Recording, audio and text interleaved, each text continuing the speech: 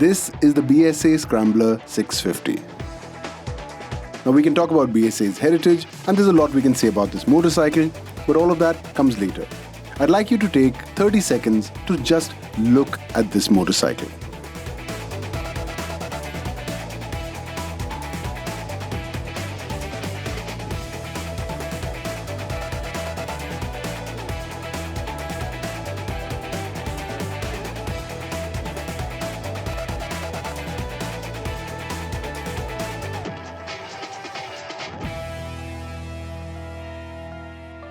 This is by far the most good-looking scrambler motorcycle that you can buy in India today. It looks better than the Royal Enfield Bear 650, and it certainly looks better than the Triumph Scrambler 900. The Scrambler rides on the same bones as the Gold Star, but it has a bigger front wheel, a taller suspension, wider bars, knobbly tires. You know, the full retro-scrambler costume. Let's start with what it is. At the heart sits a 652cc single liquid-cooled twin-cam, 4 valves, 2 spark plugs. And here's the trivia that veteran bikers in India will find most interesting. This engine is a direct descendant of the old Rotax single that powered BMW's F650, the Funduro. Remember that motorcycle? It's not the same engine, it's been reworked completely, but that's where it comes from. So, by common consent, we are looking at one of the best looking machines in its class. Clean, simple, unfussy, with just enough detail on the engine to disguise that radiator. After 2 weeks of riding this thing, we can vouch for its head-turning ability.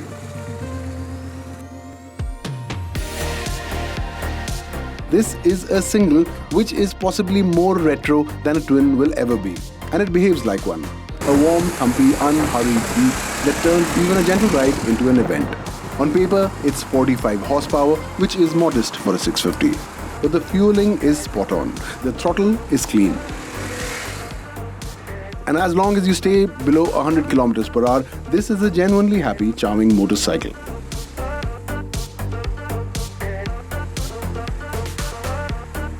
Push past that though, and the compromises show. There are only 5 gears, not the 6 you now expect, and you keep stabbing for a 6th that just isn't there. Sit at a steady 110-120 on the highway and the engine feels buzzy and a little stressed. You feel it through the pegs, the seat and the bars. You could probably take it to about 150 to 160 flat out, but it has no interest in living there. This is a bike that wants the back roads, not the expressway. Now these handlebars sit right on top of the 19-inch front wheel, and that does affect the way it steers. It is a dirt pattern Pirelli, which is great, but the bike does want to fall into corners, so you end up overcorrecting. In a day or so you do adjust, and those wide bars do start to feel a little reassuring, but the feel that you have on the Gold Star is lacking. There's no hiding the mass either. At 218 kgs wet, it's a heavy bike, and it feels heavy. The suspension is where it falls short. Basic forks, twin shocks, thumps over potholes and runs out of travel on the bad stuff. The brakes are the opposite, a genuine Brembo caliper on the big front disc with real power. ABS is standard, but it's an old school system that cuts in slowly. And despite the scrambler looks and the knobbly tires, this isn't a real off-roader. Day to day, it's a mixed bag. And that wide handlebar doesn't really transmit feedback from the tire. The single sips fuel, about 25 to the litre, but the tank is a skimpy 12 litres, so if you are out on the highway, you will be looking for a pump before 200 kilometers are up. There's no wind protection, so long hauls will get tiring. The mirrors blur its speed, and that LED dash just washes out in sunlight, much like the YesD Roadster, and the indicators don't self-cancel. Now, none of this is a deal breaker, but all of it does tell you that this bike was built for short, stylish rides, not big mileage. The flat seat, for the record, is more comfortable than it looks. At 820 mm, this is a tall motorcycle, and riders shorter than 5'7", 5'8" will find it hard to keep a reassuring foot on the ground. Try throwing it about town and the motorcycle doesn't feel as composed as you'd like.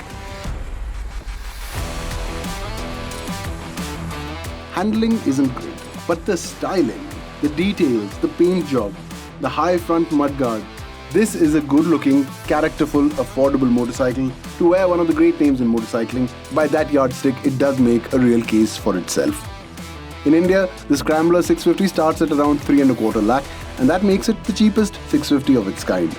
Undercutting the Bear, it was built to fight. The Enfield is more polished, it's a better sorted motorcycle, but the BSA is, well, more value for money, and it carries a romantic badge. And it looks fantastic.